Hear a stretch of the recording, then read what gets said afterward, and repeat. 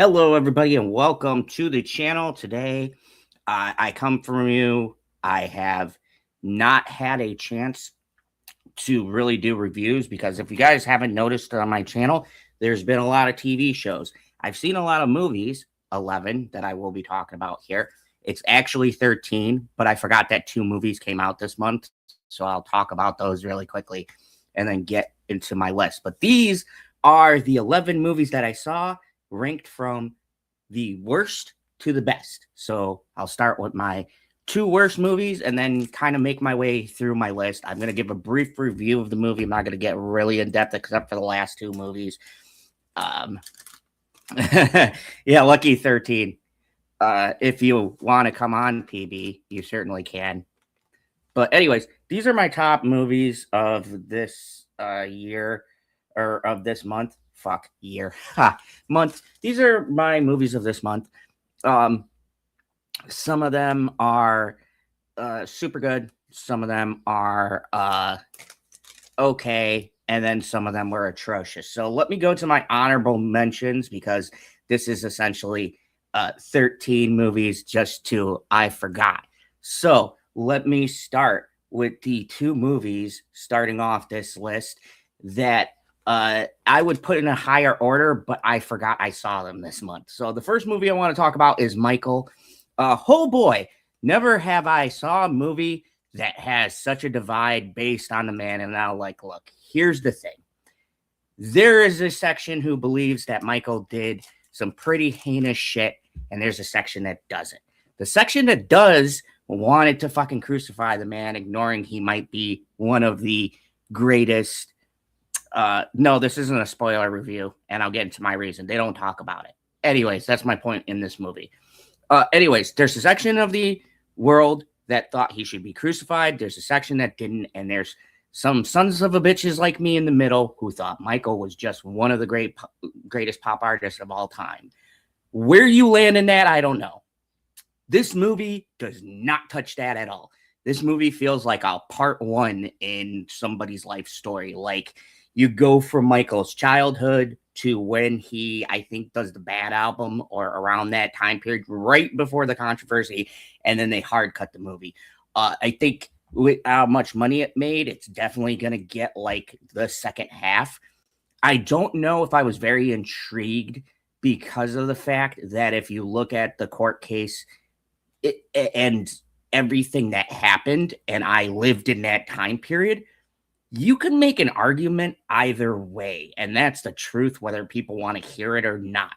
A lot of people who made claims were full of shit, and they were outed and literally caught on tape saying how they were going to blackmail him. But there are some stories that are too credible to deny too. So I'm sure that what actually happened is somewhere in the middle of these 2 very serious things. Now, the fact that it has to do with children, that is the fact that makes it really hard to talk about Michael Jackson as an artist. And I'm actually glad that the film centers on his music and the struggles he went through as a kid, because at the end of the day, his father played excellently by Colin Domingo. Knock it out of the park. Michael is a great movie. It made me feel good. The music is fucking spectacular. I got the soundtrack after seeing the movie. I would definitely recommend going and seeing it. And if you don't care about the controversies, or if you thought you were going to see that, you're not going to get it in this movie. But it was an excellent movie. The dude who plays Michael Jackson himself does a fucking excellent job. Like, the moves, apparently he like got the moves down. He moonwalks the whole 9 yards. It was a great movie. Had a fun time. Definitely check it out. And the last movie that's not on this list, but I wanted to give a shout out to, is Project Hail Mary. Project Hail Mary is a fucking phenomenal movie. I knew nothing about it. Apparently it's based on a book. It'd probably be high on my list if I remembered that it came out and hey, when I was doing the list. Unfortunately, I did not. But Project Hail Mary was a great movie. It is a movie that actually reminds me of those movies that you used to go to the theater to see, where you take the family and it's like a good story. And oh my God, Ryan Gosling. I this guy never gets enough credit, but he is excellent in this movie. It's just got a good vibe to it. I really enjoyed it. Fun stuff. Definitely check it out. So those are the two movies that are not on my list, but I think they're worth bringing up. Michael was great, and so was Project Hail Mary. I had a good time. No problems. Michael, I'd give about a 8 because I felt like they hard cut all the second half of his life for the sake of part 2. And Project Hail Mary, I'd give a 9. What a fucking fantastic movie. And it'll probably be somewhere on my top 10 movies of the year. Not including horror, because horror needs its own list. It always has, but especially this year. So let's get into the movies I did see. Starting at number 11, one of the worst horror movies I saw this month. And it's a shame because I'm going to talk about the 2 best movies of this month. Fucking The Passenger. Look, people are easy on this movie. I'm going to go in. This movie is a pile of shit, man. This movie is the kind of movie that pisses me off because the first 20 minutes of the film lulls you into thinking you're going to watch a great horror movie, right? The opening for this movie is one of the best jump scares I've seen in the past couple of years. It's creepy. There's a bit of humor. I like the characters. And then the movie does something fucking ridiculous. And the characters that I thought I was going to be invested with aren't even a part of the movie. And the characters we do get are the most boring, bland, generic characters. The premise of the movie is very interesting. The execution is fucking terrible. This movie is everything I hate about horror and the rap that horror gets. Not like the movies we're getting now. Passengers does every fucking cliche in horror. There's the creepy ghost. There's the fucking lady that knows everything about the entity and just fucking vomits words that tells the main characters how to avoid or defeat the spirit and all this. It was fucking garbage. I was so angry walking out of Passengers. I wanted them to pay me to watch this fucking movie. I honestly, I'm shocked because the director of this movie did one of my favorite horror movies, The Autopsy of Jane Doe. I do not understand what the fuck happened between that movie and this movie, but holy shit, this movie was bad. I also heard he did The Last Voyage of the Dimitri, which I did enjoy more than most people. So I don't know what happened, but this movie fucking sucks. It is terrible. I fucking hated it. And on this list, it's probably the only movie that I would not recommend to anybody. It's a fucking waste of time. I don't even waste your time fucking streaming it. This movie to me is not even worth putting in the background. And I'm going to give this movie a fucking 4. What a giant waste of my time. I've never been pissed off, and I'm mainly pissed off because the first 20 of the minutes of the movie were so good. And I thought I was going to be it. The movie tricked me. I've never felt tricked watching a movie like I did watching this movie. Like the opening 20 minutes, I'm like, oh shit, here we go. And then it just goes directly off a fucking cliff. What a fucking piece of shit. And I'm actually surprised how many people gave this fucking movie a pass. I don't know if they've never seen any other horror movies, but this is everything I hate about horror. It's just Hollywood slop that they put out for like 17-year-olds to take their fucking date to and be scared. And, you know, to get in close and you're snuggling. Like, if you just want a disposable movie to take your significant other, I guess you can go and see this, but don't waste your time if you want to see something good. Passengers suck. That's my number 11. Now, number 10, I saw called Corporate Retreat. This was a hard movie for me to find. It is a very weird horror movie that is basically this rich douchebag who owns a company takes these other people to like this silent thing, and then wacky shenanigans ensue. Like, look, this movie's at my number 10. I wouldn't say I necessarily thought it was bad. It was just very weird. And they made some choices in the movie as far as the comedy goes, because it's like a comedy horror movie, that I thought just didn't land for me.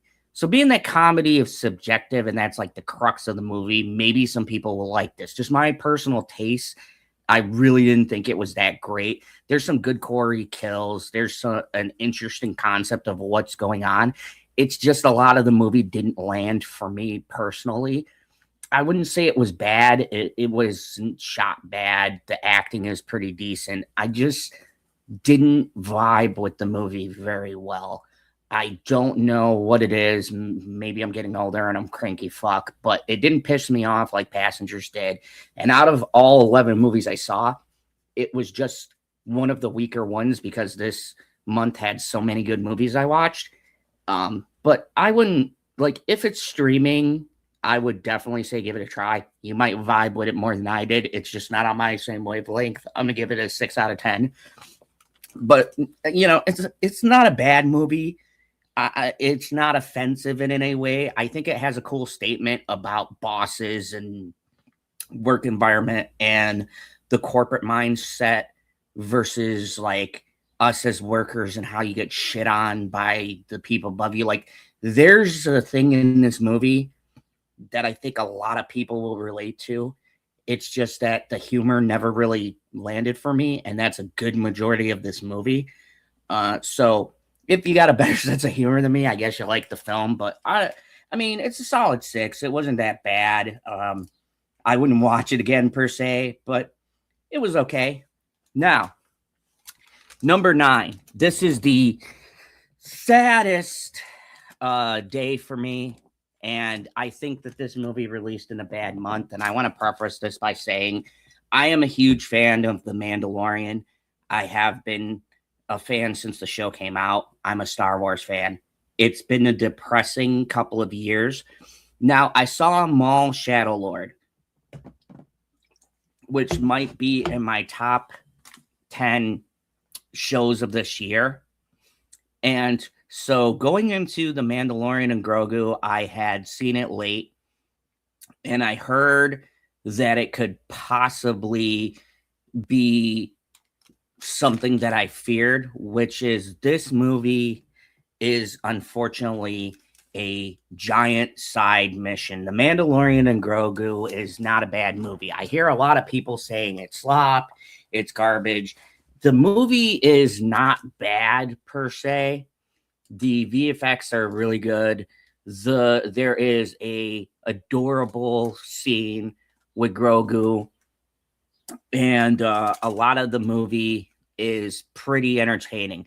The first opening scene of this movie was really good. The Mandalorian comes in and like kills a shit ton of people. It was awesome, dude. The stormtroopers need a union, and they get fucked up in this movie. Unfortunately for me, The Mandalorian and Grogu, and I think someone described it to me the best, felt like a giant side quest movie. It is not attached to anything that happened in any of the seasons of The Mandalorian. It felt like when you watch an anime and like Naruto and a couple of other animes did this, right? They have those anime movies that are released in the theater and they have nothing to do with the mainline show. It's just kind of a random side quest, and they don't factor into the other series later. They're just, oh, we went to this island that we never knew about, and we had this wacky adventure, and we met these cool, powerful characters, but they don't factor into the world at all. And this is what the movie felt like. I had a lot of fun. It was a good time, but unfortunately for me, the movie doesn't have enough in it to really elevate it even above an Amazon movie that I watched, which I'll get to next, which really hurt my soul. And I didn't hate this, but then I saw one of my higher up on this list movies right afterwards, and it made me realize that Star Wars is still in a rough spot. I think that Dave Filoni is going to clean it up.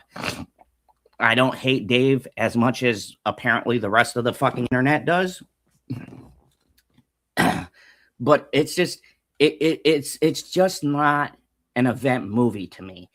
Like, if you think about the Phantom Menace or Attack of the Clones or the original Star Wars or any of the ones, or hell, even the movie that came out, the prequel. Fuck, I always forget that Andor was based on. Rogue One. It's just, this movie doesn't have the hype that a Star Wars movie should have, and I think it's a shame.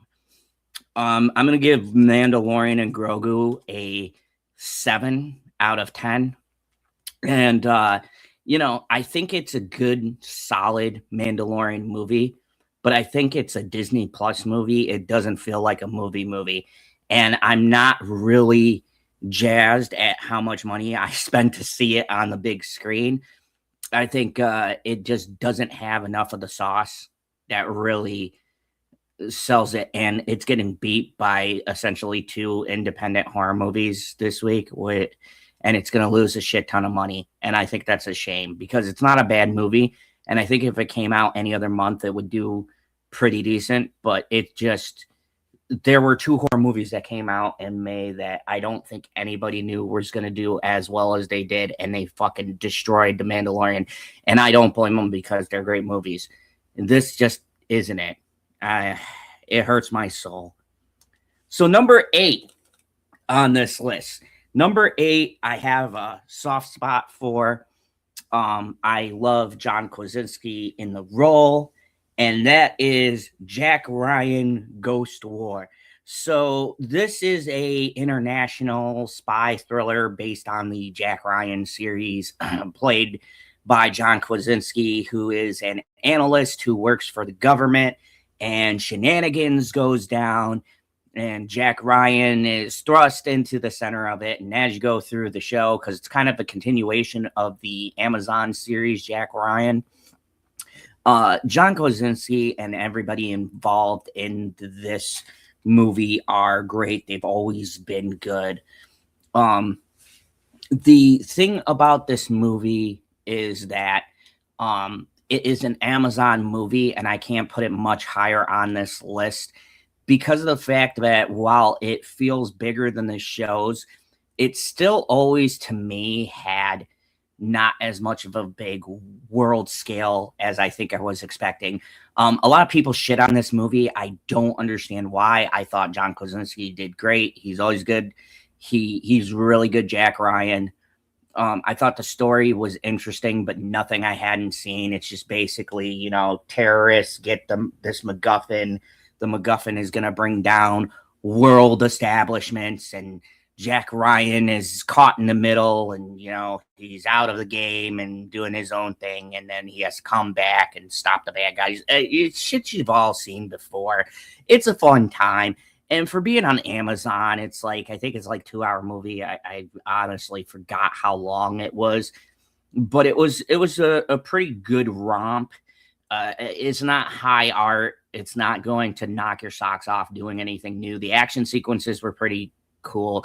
There's a particular long sequence you'll see when you watch it that is made me stop and look up how much Amazon put into it, because it was a pretty good scene. All in all, it's a fun time. I'm going to give Jack Ryan Ghost War a 7.5 out of 10.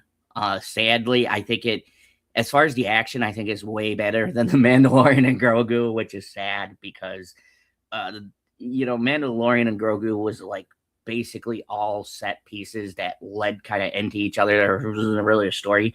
This has a story to it. The story is just shit I've seen done in other spy thrillers that it doesn't reinvent the wheel, doesn't do nothing new. It's just competent in the way that it does it. So that is my number 8. Number 7. This one was quite disappointing because I thought it was going to be bigger. And if you guys watch my channel, you heard me and Pop Culture PB give a review on this. Marvel did a special presentation of Punisher, and they called it the Punisher One Last Kill. And I had high hopes for this. And if you heard my review of this, the major problem I had with this movie is that the Punisher does not become the fucking Punisher until the very end of the movie. I come from the Netflix Punisher. Once again, John Berthal does a great job. The action sequences are fucking awesome. My biggest issue with this is I'm tired of them not letting the Punisher be the Punisher. This is just an hour and something movie. It's pretty short. It's like a short film, and yet he does not become the Punisher till literally the last 2 minutes of the movie, which really pissed me off and left a bad taste in my mouth. And I just thought that the premise was good, the action was great, and that they could have did so much more, and they chose not to. And I hope going forward we're gonna see John Berthal actually in the Punisher fucking costume doing Punisher shit instead of always like, oh, I'm tortured, I'm not gonna be the Punisher. Ah, grr, people bring me back in. Now I'm the Punisher. Like, come on. How many times are you gonna cock tease us with this concept of the Punisher being the Punisher? So it was disappointing. I was upset. And so Punisher Last Kill, I think I gave it at the time a 7, and I think it's gonna sit comfortably there. I think PB gave it an 8, or maybe he gave it a 7. I can't remember the exact rating, but the more I sat on it, this is where it sits on my list. Okay. So number 6. Number 6 is a personal little comfort film. Number 6 is a movie that I don't know how many guys are particularly into this, but I don't give a fuck because this is one of my favorite movies and my number 7 movie, one of the favorite movies when I first saw it. And I could not believe how much I truly enjoyed this movie over all of these other movies. And from 6 on, these movies are going to be decently rated. It's just compared to other movies where they fall on my list, I liked a certain movie more, but these are going to all have high ratings. And that is The Devil Wears Prada 2. Look, folks, I love Anne Hathaway. I always have. I don't know what it is. There's those Hollywood crushes or people that you like in movies.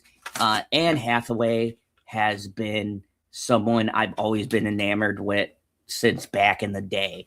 And one of my favorite roles that Miss Anne Hathaway has ever done is a little film that has Meryl Streep and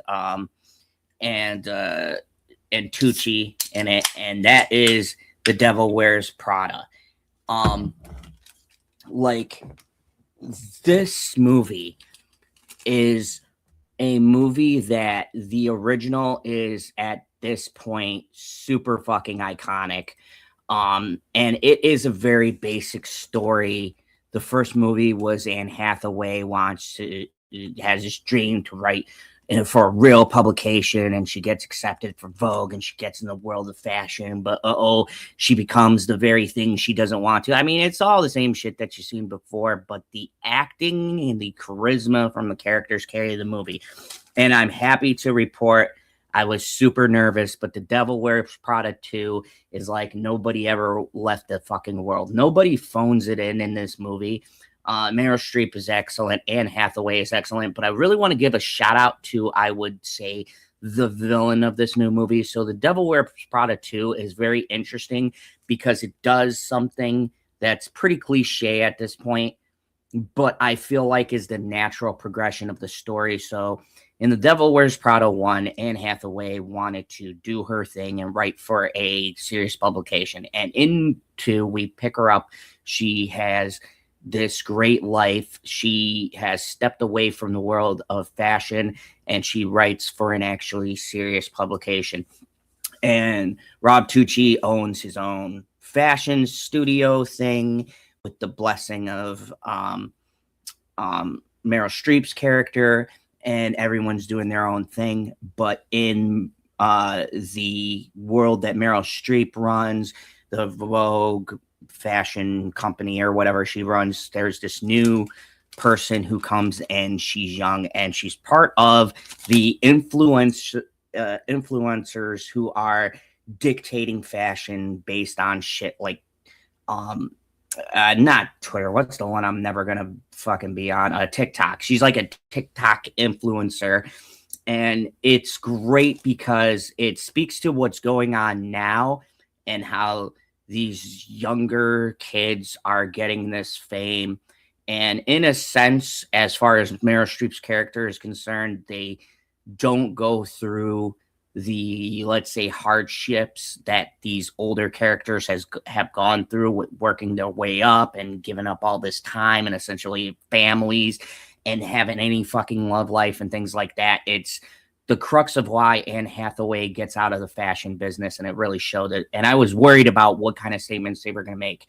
And I thought the movie had a really great message. And it was not only about the fashion world, but this movie also focused about influencers and the world of the internet and how it clashes with stuff in our modern time. And this is in a Devil Wears Prada movie, so I wasn't expecting it to have such a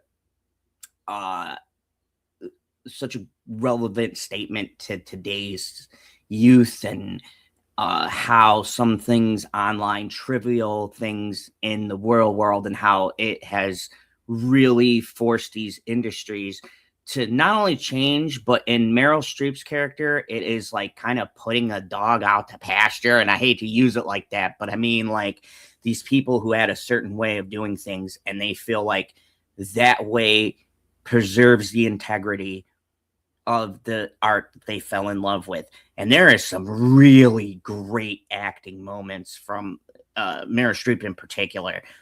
And she's just fucking phenomenal, where you see a side of her I don't even think you saw really in the first movie, of how much she's given up to become the head of the fashion world and the toll that it's taken on her, and especially now. And then it's like an Avengers Justice League kind of thing where Anne Hathaway and Stan Tucci come and have to kind of unite to push out this young influencer. And I forgot the girl who plays in this, but the person who's playing the rival does a fantastic job. She's got a lot of mean girl energy, and she is acting alongside of Meryl Streep, which is fucking a tough thing to do. And she sells it as this very young, and pardon me, I don't know how to put it, but a young, bitchier version who will just fucking step on people and sell their fucking friends down the river to get the fame that they want. And it's crazy because in a sense, that's what Meryl Streep's character was back in the day.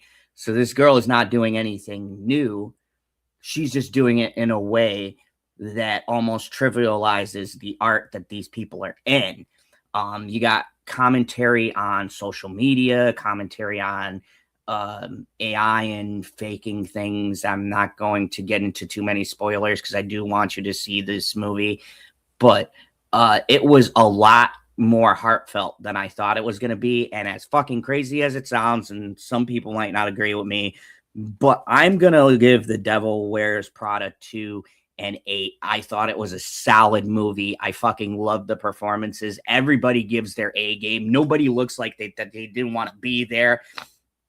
It was like friends who played a role and they left it behind for a little bit, and then they came back and they didn't miss a step. And I loved it. Devil Wears Prada 2 is fun. It's heartfelt. It got me in the feels in certain scenes, and Anne Hathaway looks fucking gorgeous. So yeah, definitely check it out.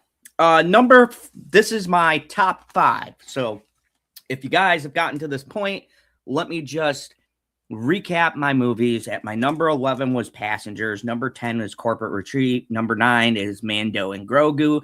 Number 8 is Jack Ryan and Ghost War. Number 7 is Punisher One Last Kill. And my number 6 is The Devil Wears Prada 2. Now, this is my top 5. Any of these could have been changed except for my top 2. These are the best of the best for last month. I really fucking enjoyed them. So let's go. Number 5. Number 5 came out of nowhere. This is a movie I don't even hear people talking about, and I really think this should be on most people's radar. But my number 5 is going to be a movie starring Paul Rudd, and I forget the other actor's name. Forgive me. You know, you guys can look it up, but it is a movie called Power Ballad. This movie came out of left field. I've always known Paul Rudd is a great actor, but this movie fucking got me in the feels. This movie, if you're a fan of music, will really strike a chord in you, and especially if you listen to music for the words. I've had this argument with people about whether music is initially hooking you off of the sound of the music or whether it's about what the artist is saying. And this movie exactly hits on that point in a very emotional and meaningful way. So, Power Ballad stars Paul Rudd, who meets this guy who's a great singer, and Paul Rudd is a songwriter, and he has been working on it on his career for a long time. And so he writes this song, and this artist that he's talking to, this young singer who's on the rise, they get drunk one day and he plays the song for him. And Paul Rudd actually sings in this movie. I looked it up because I wasn't sure. Paul Rudd actually wrote and performed this song, and I'm here to tell you, is there nothing this man can't do? He does comedy, he does action, he does emotional drama, but he wrote and did the music and the guitar and shit for this song. And it's a great song, and the song is based on stuff that happened in Paul Rudd's life. And so this artist likes the song. They get drunk together, and then they kind of go their separate ways. Paul Rudd is forced, because of a family situation, to kind of give up his music. And this guy steals his song, essentially, and it becomes a #1 hit. And Paul Rudd is driving in his car, and he hears the dude that he hung out with using his song. And it becomes this comical battle of this guy who essentially stole his song and kind of remixed it. And then it turns into this thing of what the song means to Paul Rudd versus what it means to this guy who's the artist, and kind of chronicles their journey and Paul Rudd's journey into getting credit for this song that he wrote. And I don't even think he wants the fame or whatever, but the song is so deeply personal that he feels betrayed, and there's a little bit of jealousy that he didn't get famous with the song being a big hit. And it kind of talks about, would people have liked the version of the song that he made versus how this guy remixed his song. It's such a great exploration into what music means to people, how certain songs, if they are written by different people, and it goes to this thing I see a lot of times, that the kids like a newer song, but back in the day, it maybe came out in the 90s when I was growing up, and then I hear a remix or something new my daughter's listening to, and I'm like, what the fuck did they do to my song? And she really likes it, but I don't. And it's such a great exploration of how certain music changes through the generations and what music means to you back in the day and how you heard it versus what it means to someone who maybe grows up 10 years after you and hears the same song and they get the same thing, but it's sang in a different way. And it's so fucking emotional. I was not expecting. There are genuine moments where Paul Rudd had me laughing in this movie and then had me damn near in tears. There's a part of this where he breaks down why he's so pissed off about it, and you can't help but to tear up a little bit. Like, it got me in the fucking feels. This is a movie that I did not expect to like as much as I did. And unfortunately, it's not higher on this list because the top 4 movies for last month were so good that I think I would watch the other ones above this one. But for a first time watch, I was shocked. And I really feel like this should be in the talk for Oscars. Like, Paul Rudd should get a fucking Oscar nod for this he is so good in this movie. But if you haven't seen it, I would suggest it. Power Ballot, and I'm gonna give it a 8 out of 10. There is just the only thing that drags this movie down for me. There's a couple of slow scenes, and I don't know if I particularly like the end of the movie or not. I think it logically ends the only way it could. I don't know if it's because it's kind of a little bit jarring, maybe sad. I don't know. Maybe it was not the payoff I was expecting, but it was very realistic and it fit for the movie. It's just such a tough month. Like May had some bangers, and we'll get to my top ones here, but Power Ballot, if you haven't seen this movie or even heard of it, check it out. It is Paul Rudd just acting his ass off in a role where he's still doing comedy, but the emotional shit that's in this movie, he fucking sells like this fucking broken man who has just had such bad luck. And the one thing that he had left in this world was taken, and someone got famous off of what should have been his fame. It's just such an interesting movie. I really loved it. And that's why it's in my top 5. So check out Paul Rudd's Power Ballad. And just keep in mind, you'll probably need some fucking Kleenex. It'll get you in the feels. Number 4, I am happy. I'm so happy. This is going to be on my top 10 movies of this year. Not the horror movie list, but my top 10 movies. I'm glad to put it here. The biggest surprise on this list, and when I was making the list, I didn't think it would be this high up, but folks, I'm here to tell you my number 4 is Mortal Kombat 2, baby. Mortal Kombat. Dun, dun, dun, dun, dun, dun, dun, dun, dun, dun, dun, dun, dun, dun, dun, dun, dun. Okay, I'm sorry. This movie was everything the first Mortal Kombat movie should have been. The fucking action scenes in this movie there is a fight in this movie that literally everybody in my theater was hyped up for. There's a fight between Liu Kang and Kung Lao, which might not just be the best fight in this movie, but it might be the best fight in a movie this year, full stop. The action scenes, dude, whoever did the action choreograph for this movie, 2 thumbs up, 4 stars. Holy fucking shit, dude.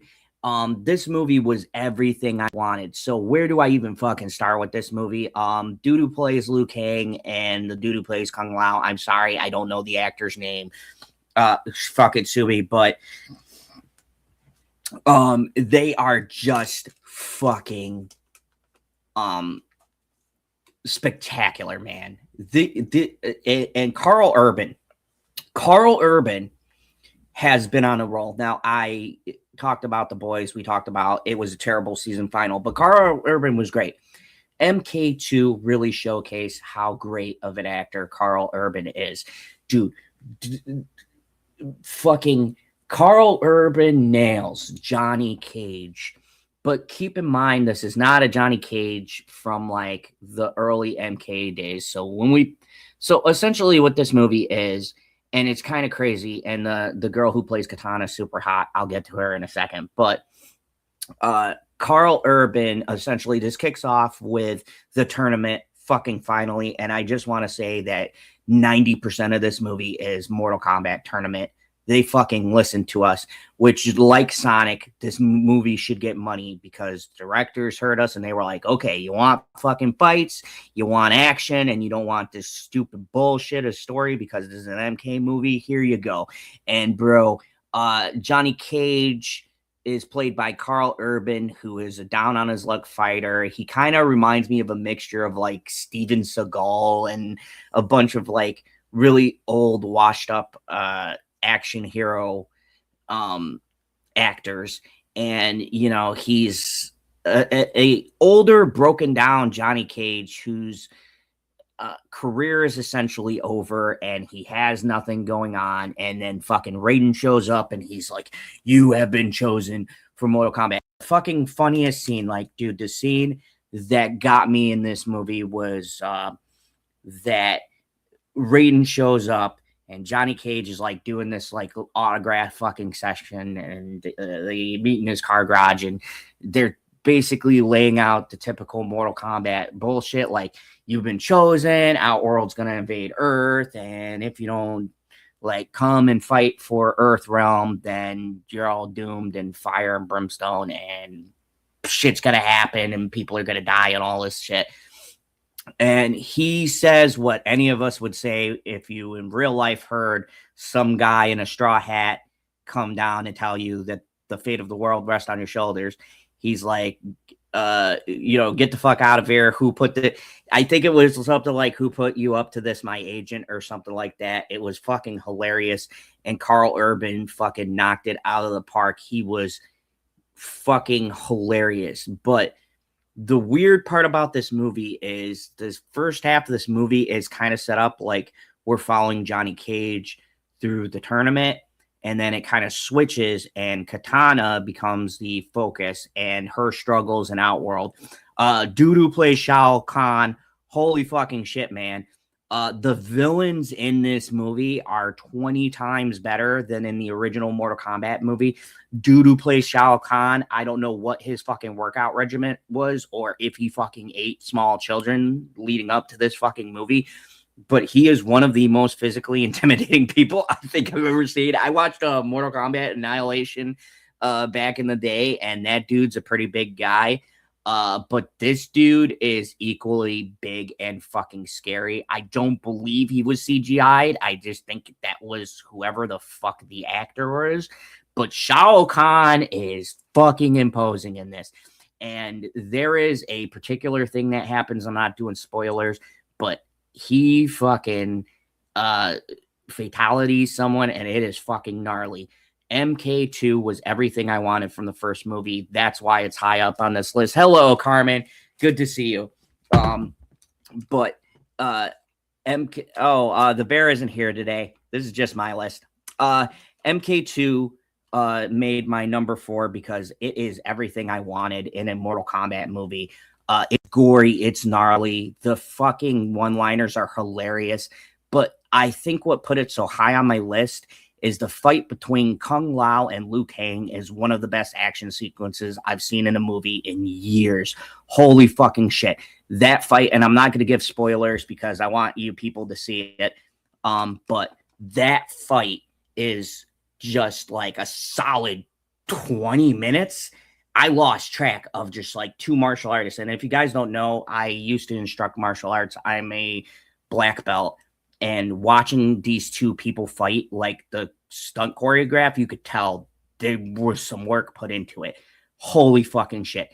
Just this fight was worth my ticket to see this movie. Fucking a spectacular show of just 2 guys fucking going at it.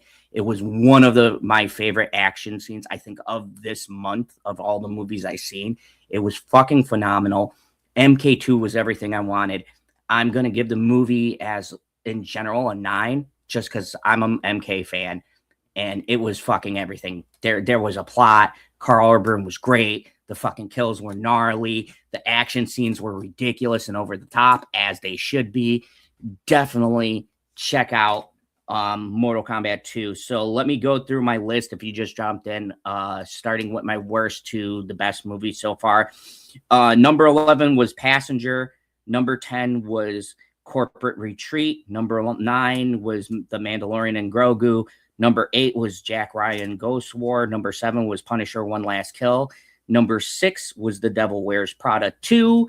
Number 5 was Power Ballad. And my number 4 movie was MK2. Now, my top 3 movies. These are the 3 best movies that I've seen in the month of May.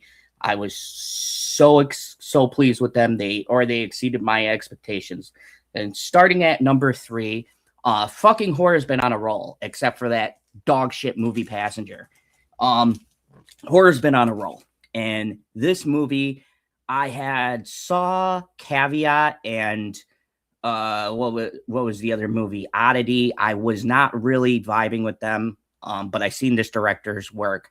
And so I had very low expectations for this new movie that came out. But it wind up shocking me, and my number 3 movie was a movie that stars Adam Scott, and it is called Hokum.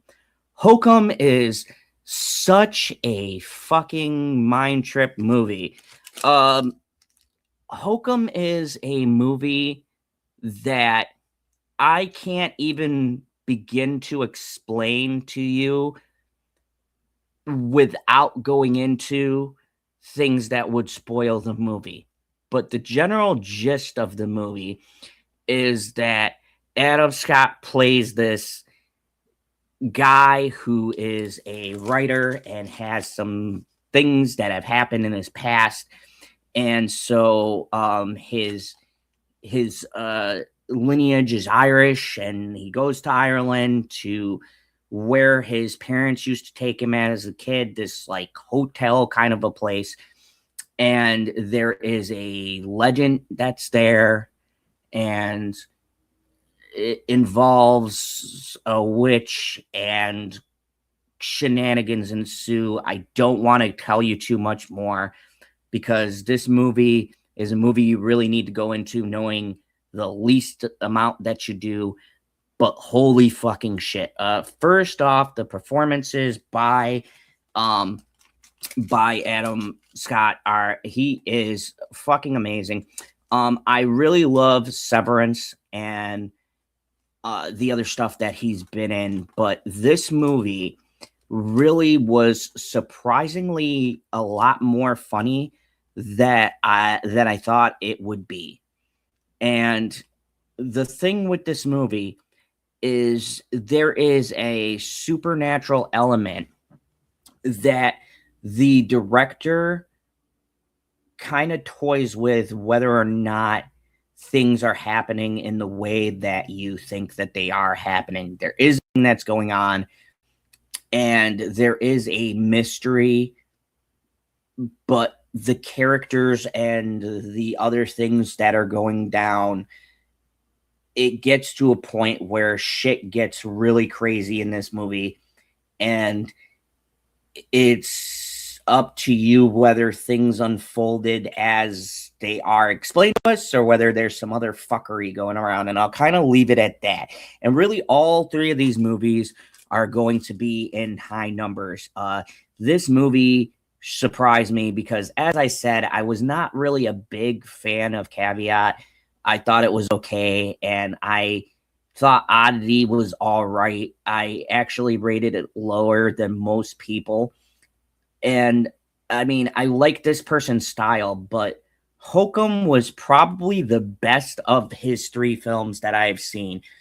And it takes the things from Oddity and the things from Caveat that I like about the movies, and it really just sharpens that. And for me, this movie was more on my wavelength. There is some kind of fucking obsession this guy has with creepy ass rabbits, which if you guys know me, I'm a huge fan of bunny rabbits, but he makes rabbits very fucking unnerving. I don't know if it's like an Irish folk thing. I mean, I'm Irish, but I don't particularly get his whole thing with bunny rabbits, but there is a fucking gnarly, insane, scary scene in this that involves a rabbit, and I'm gonna leave it at that.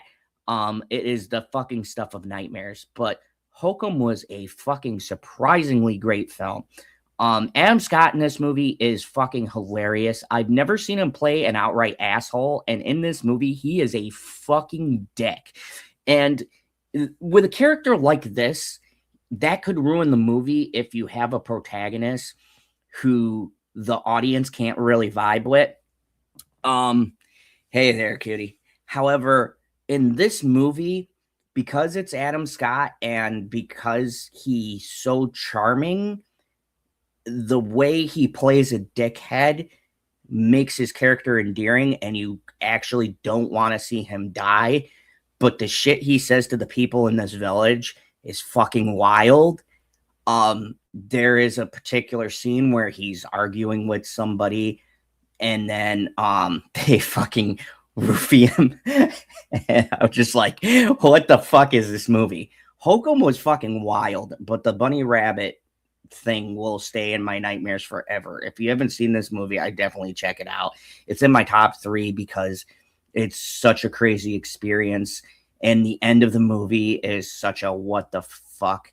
And it does a thing where it makes you question it, and you have to rewatch it because there's clues of whether or not what's going on, let's say supernaturally, is actually happening, or if some of it happened and some of it was hallucinated. It was a really great and more deep of a horror movie than I thought it was going to be.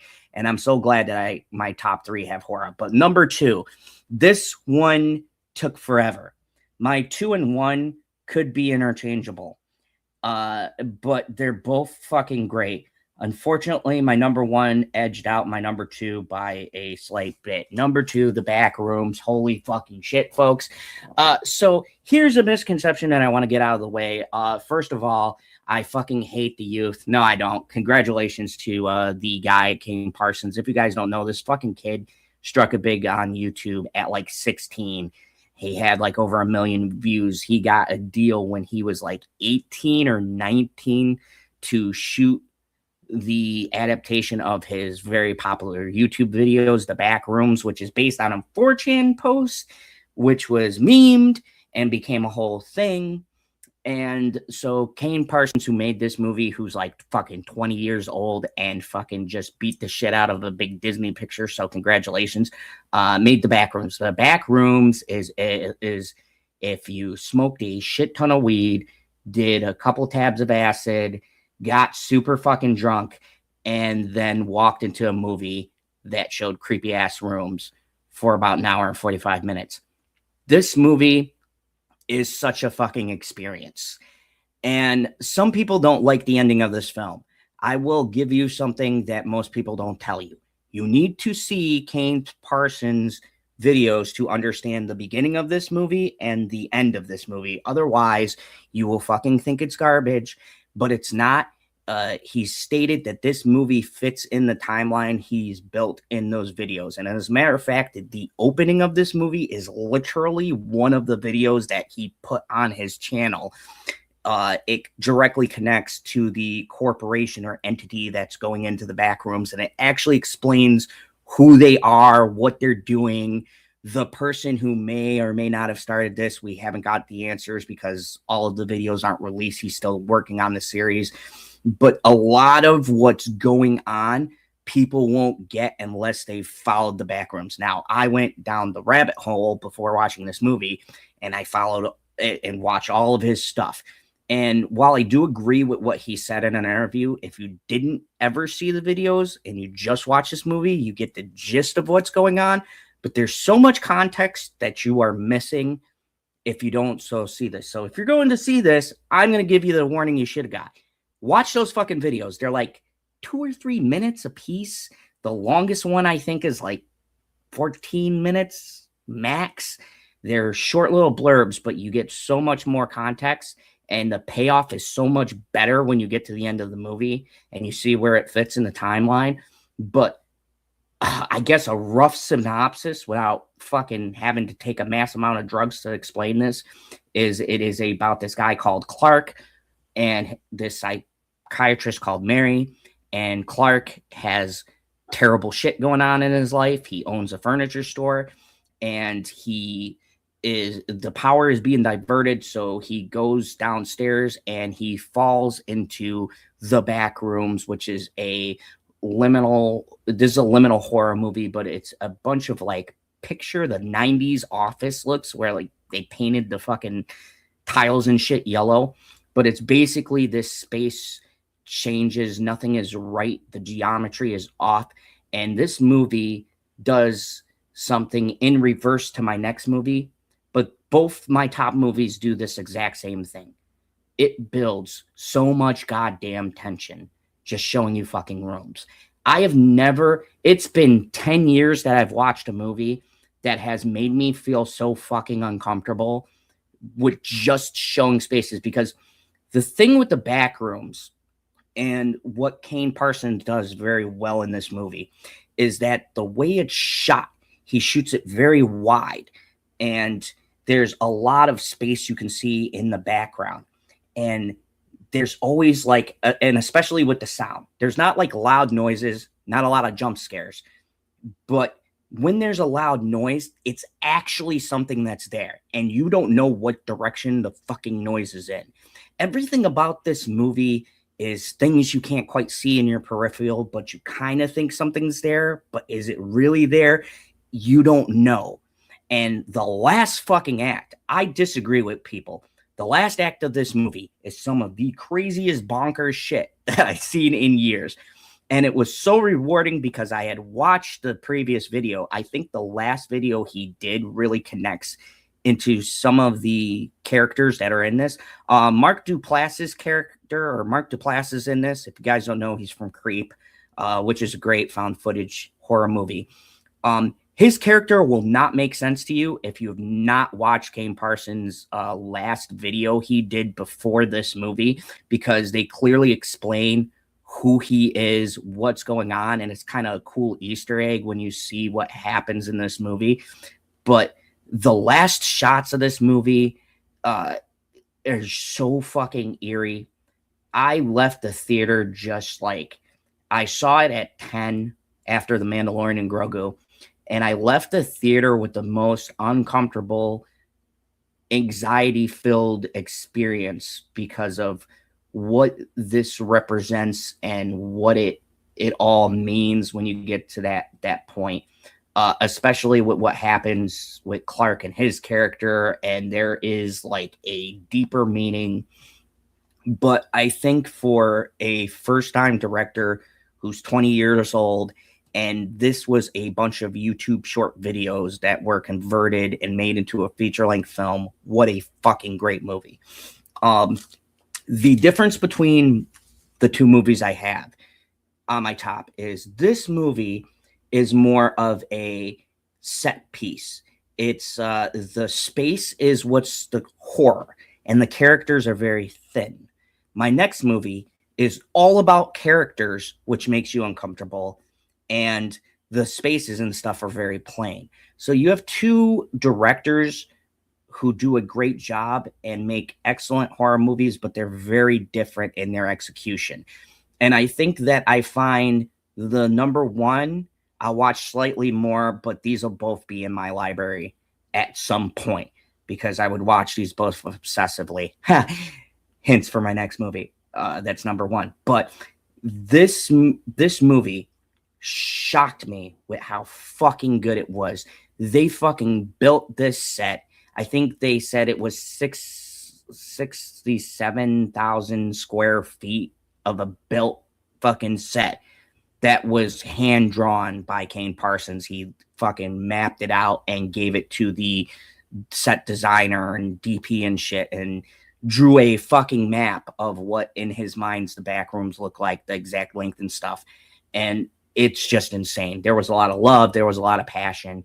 The cinematography was great. The fucking score in this movie, the sound design in this movie is so fucking creepy. And it's not, thank God, a bunch of loud fucking noises. There is one or two super loud noises because of being in the theater, but it's not irritatingly loud. It's just this underlying little noises and this music that comes in that makes you feel really unsettled and unnerved as you're watching this movie, where you feel like something's going to happen and then sometimes it just doesn't, but you're just left in this sense of dread, like this is not going to end well. Like there are a couple of moments, and especially when a particular thing happens halfway through in this film, where you're just going, man, this is not going to end good for you. And then when you get towards the batshit ending, you're like, this is really not going to end well for anyone. And I think the ambiguity of this movie is so great. This was a great movie. Good job. Kane fucking deserves all of the flowers. But my number one movie in May, and I don't think you're fucking surprised because you're probably tired of hearing people talk about this movie, fucking Obsession. My God, let me tell you something. Let me come here, kids. Come in. if you have ever been in a batshit crazy relationship, this movie is for you. If you are a dickhead to women and trap them into feeling guilty and stuff, you should really pay attention to what could happen to you. This movie has so many fucking layers. This movie's premise is the tried and true be careful what you wish for, but the debates, the conversations, the things that have been around this movie is the most fascinating thing to talk about. Obsessions is one of those movies that come out that we talk about generationally, just generational horror that makes such a fucking impact and has such a statement on not only the way the culture is and the way dating is, but there are things in here. And the thing that I like is it's not just a statement about how men can be shitty, because we can be shitty, but also it looks at both aspects, women and men in shitty relationships, and how we could trap each other or how people can be obsessive. But make no mistake, and I think it's fucking nuts that I've heard this statement.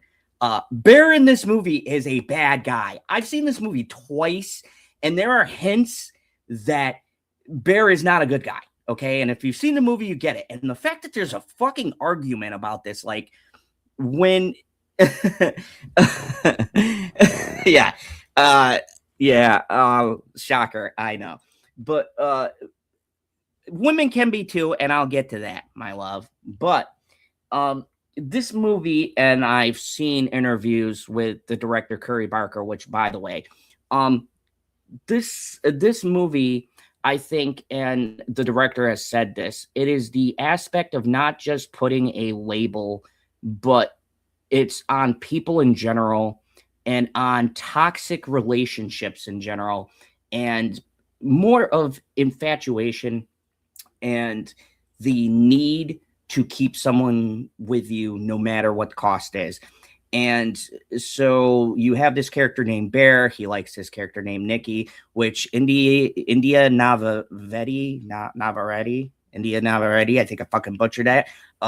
If she does not get nominated, there is not a fucking any justice in this world. Her performance is fucking top tier, but really the dude who plays Bear is also good as well, because you needed a character like his to balance her batshit crazy versus his kind of calm, I don't know what to do thing. But yeah,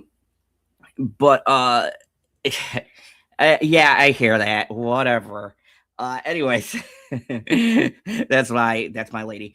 Love you. Anyways, but this movie is about a man named Bear, a guy, a dude, just normal bro. There's something else I want to talk about that I don't think people are acknowledging, but I'll get to it in just a second. So there's this character named Bear. He gets a one wish willow. He makes a wish that this girl Nikki will love him more than anybody in the world. And like, this isn't anything new. You guys, if you've ever seen one of these be careful what you wish for stories, it goes exactly about as well as you think it is. What is new, though, is how not only this story ends, but the way that this is structured, and how Curry Barker does not give the typical bullshit Hollywood ending I think most directors would have went. I think that this movie could have been one of those things where there's some form of a happy ending for the person who made the wish, or that, you know, the other people involved weren't involved. But Curry Barker doesn't play this movie safe. And I think that's what people like the most. Fucking cats are not safe in this movie. If you've seen the movie, you know. Curry Barker very much in the beginning of this movie, and I think one of the shots that really set up what you're in for is when the character of Bear finds his cat dead. And it's kind of a fucked up metaphor for what is going to be the rest of this fucking insane, bonkers movie. This movie is so uncomfortable to watch. And where I said back rooms, the space places you somewhere uncomfortable. And I said there's a difference in these two movies and why like Backrooms to me is neck and neck with Obsession in how they make you feel fucking uncomfortable for their run times. I think Obsession is like an hour or something, and so is The Backrooms. The Backrooms is an hour 45 minutes. I forgot how much Obsession is, but they're both in that pocket, and they're both movies where you are feeling so fucking uncomfortable watching the movie. There is some moments in this movie that are genuinely funny. Me and the lady found this movie where she's like, that, and it's been meme, but that scene where she's like, no, no, no, no, we were having a good time. Like, and it's like, look, guys out there, and I'm a guy reviewer, so I'm gonna come at this for the guys for a second, because we've all been there. If you've dated a crazy chick and you've been in that situation when you're in public, maybe you said the wrong thing, maybe you were arguing about something, and you had that fucking shit happen to you, and you're looking around, people standing up, and they're looking at you, and you're like, oh my fucking God, I just want to fucking die right now. Someone please fucking shoot me. Like, there was some scenes in this movie. Now, I'm not saying I've dated a lot of crazy women, but I've been in that situation, and it made me so fucking uncomfortable. Now, on the flip side of that, I have seen what Bear does essentially by the end of this movie, and that thing where guys seem to think that they are entitled to women loving them and treating them a certain way, and the feeling of taking autonomy and choice away from their partner for their own selfish needs. I think Curry Barker is brilliant in the way he makes a statement that I can see both sides genuinely having good points, because it is very fucking clear by the end of this movie that Bear is the villain. Like, he takes away her autonomy, whether or not it's by supernatural means. And like, look, here's the thing, and Curry's even said this, the wish inherently isn't bad. And I don't even think he realized that the wish was going to come true. But there were several fucking points in this movie, right from the beginning, where he had an inkling. He knew something was up and was actively ignoring it. It is crazy to me that people think, and this isn't just guys too. There was a couple of people on a section of the internet who are like, well, Bear didn't know. And so there is literally a point in this movie where the character of Nikki is fucking begging Bear to kill her because she is trapped in her own body, which to me is one of the most powerful statements, I think, in this movie, and really got me. But this movie was so clever in not only talking about how people trap themselves, but how being obsessively infatuated with someone can lead to problems. Because the real moral of this movie is, bro, you fucking got everybody. Like, there's a certain point in this movie where he could have done this thing and other people wouldn't have been infected, but his sole choice not only destroyed him, but it destroyed these group of friends. And there's something that people don't talk about that I want to bring up that I love about this movie.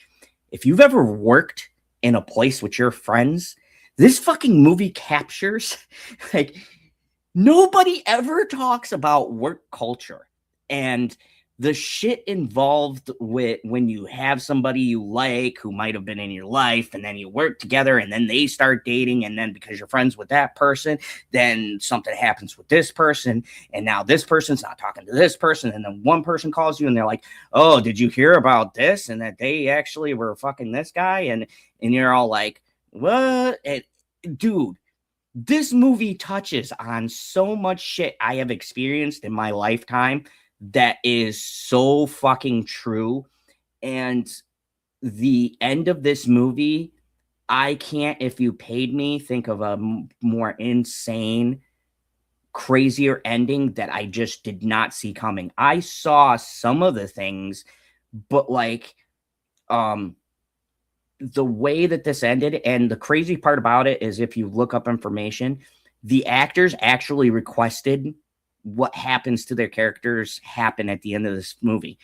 And it just makes the movie so much more tragic and hard hitting at the end of this film.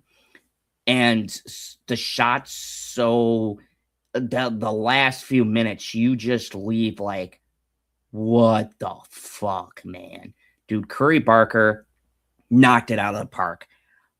This movie is brilliant in so many different ways, but this is the first movie that I think has a statement to say. It has a message about obsession, and not only just obsession, but I would say an infatuation that turns obsessive. Because in the beginning, I would say their interest is more along the lines of an infatuation that goes horribly fucking wrong. And especially on the end of Bear, who it's crazy because this movie does have a double meaning. Because if you look at it, you could say Nikki becomes obsessive with him, but it's not by her choice. And actually, it's Bear's obsession with her that destroys all of them. If you really look at how the movie plays out, he kicks off the events. His obsession destroys everything around him.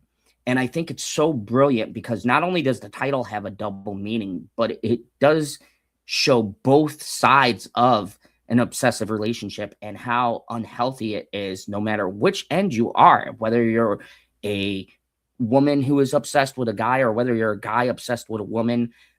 It doesn't matter. That kind of unhealthy attachment could never work out. It's self-destructive. And the really great thing is not only does it that the movie like highlights, but not only does it destroy you, but it destroys everything else around you, and it blinds you because especially shout out to the actress, I forget her name, who plays Sarah, the best friend. The thing that's the saddest about this movie is the fact that some people can be so blind and they don't see something that's in front of them, something that might be healthy for them, something that could make them happy.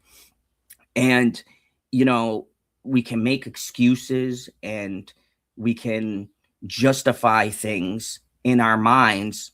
And at the end of the day, the thing we're looking for has been there all along. And I think this movie really hit me because I myself never realized until I met my fiance. I have been guilty myself of trying to look for things and trying to force things that I knew weren't going to work out because I thought that is what you were supposed to do. That's what love is. And until I was actually in a relationship that well, you know, if you meet us, it's up to debate. I think we have a healthy relationship, but whatever. Some people might go, you guys are crazy. But you know what? It reminds me of what my dad told me a long time ago is that you find the crazy that fits your crazy. And at the end of the day, being human beings, we're all flawed. We all got a little bit of crazy tendencies in us.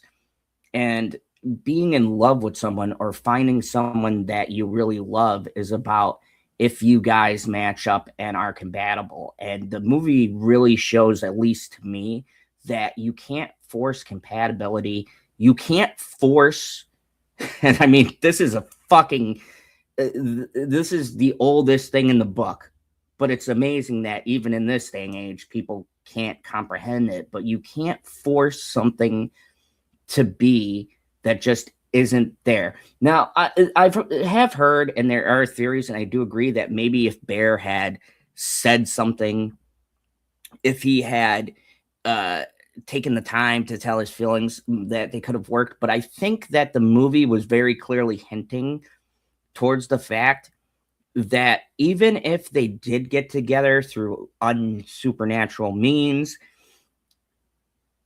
he had built an idea in his head of who she was and had put her on this pedestal, this thing that was going to fix him.